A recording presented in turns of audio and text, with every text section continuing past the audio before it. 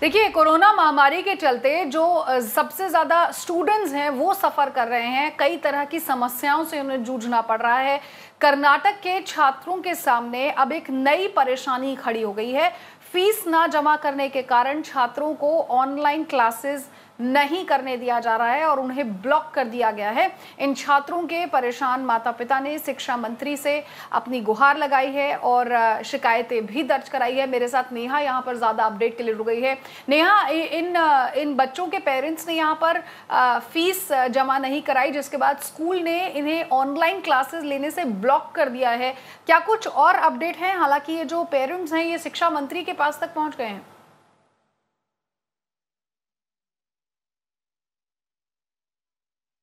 जी अनुया, बिल्कुल ये सिर्फ एक या दो स्कूल का हेडेक नहीं है। ये इनफैक्ट ऑलमोस्ट बहुत सारे स्कूल्स हैं जो बेंगलुरु में अभी जिन्होंने बच्चों के लिए, छात्रों के लिए क्लासेस बंद कर दिए हैं या क्लासेस ब्लॉक किए हैं इसी कारण कि फीस नहीं जमा किया है। लेकिन ऐसे केस स्टडीज़ भी है जहाँ की थोड़ा जमा किया है फीस लेकिन फिर भी क्लासेस बंद किए हैं और बहुत सारे अलग अलग कारण हैं इसके लिए। अनुया, हम आपको पहले दिखा दें कि क्लासेस को ब्लॉक कैसे किया गया है और छात्रों को क्या मैसेज आता है जब उनको ब्लॉक किया जाता है क्लास। आप यहाँ पे देख सकते हैं कि यहाँ पे लिखा है, पहले जो हम जानते हैं कि पहले जब स्टूडेंट्स लॉगिन करने की कोशिश करते थे तब कोई ये ऐसा पासवर्ड हो या जो भी हो वो ये मैसेज जो आप देख रहे हैं ना, ये रेड में ये जो मैसेज आ रहा है कि the account has been lock, please contact support करके, ये मैसेज पहले नहीं आता था। और जब छात्रों के पेरेंट्स ने स्कूल को कांटेक्ट किया तभी जानकारी मिली कि फीस ना देने के कारण उनके क्लासेस को बंद किए गए हैं। लेकिन ऐसे टाइम पे कर्नाटक की सरकार ने भी बोला है स्कूल से कि इंस्टॉलमेंट्स में फ़ीस कलेक्ट किया जा सकता है और पूरा फीस एक साथ जमा करने का कोई नेसेसिटी नहीं है। अभी मेरे साथ है एक छात्र के जो पेरेंट है जिन्होंने ये मैसेज पहले देखा और जिनको ये प्रॉब्लम अराइज हुआ था। चलिए उनसे बात करके पूछते हैं कि ये क्या एग्जैक्टली हुआ है। सर, तो ज़रा आप बताइए कि ये अकाउंट लॉक क्यों हुआ है और ये क्या है? आपने स्कूल से अभी मांगा होगा, पूछा होगा कि क्या हुआ है करके। On 5th August, when I was doing work from home and she just came to me that, Papa, I'm not able to access my class. She attended one class before that and she was suddenly not able to access. So she came to me, I was busy, I told her, go, it could be something, you figure it out.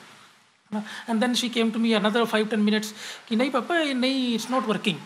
So I said, okay, let me see. And then I saw that I tried a password, it didn't accept. Then I said maybe something else. And then this message came and then, but yes, there is a background story to it. So I have been telling school that I am ready to pay fee, non-hiked tuition fee. See, school has hiked overall fee by 10% to many percentages, different classes, different grades.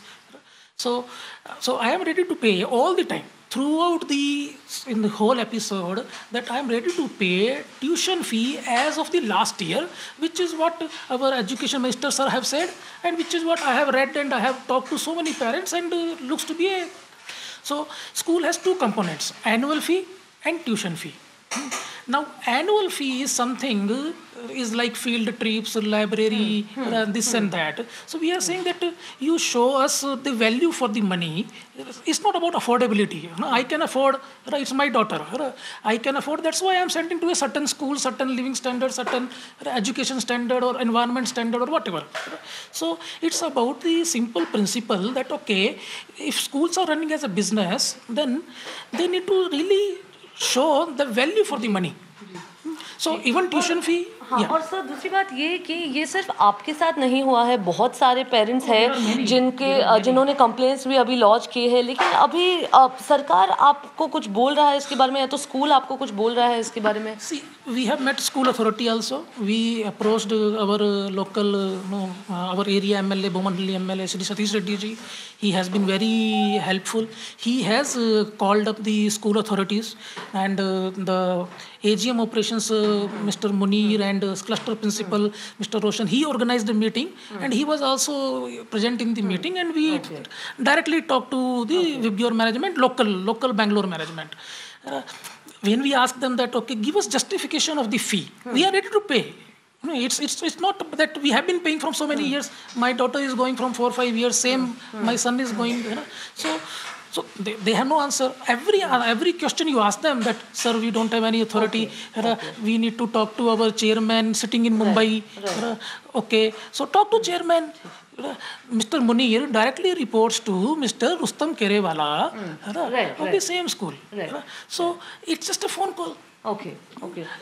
ठीक है नेहा, जाहिर तौर पर यहाँ देखा गया है कि पेरेंट्स जो है वो फीस देने को तैयार है, लेकिन बढ़ी हुई फीस के लिए वो तैयार नहीं है। बहुत बहुत शुक्रिया आपका इस तमाम अपडेट के लिए।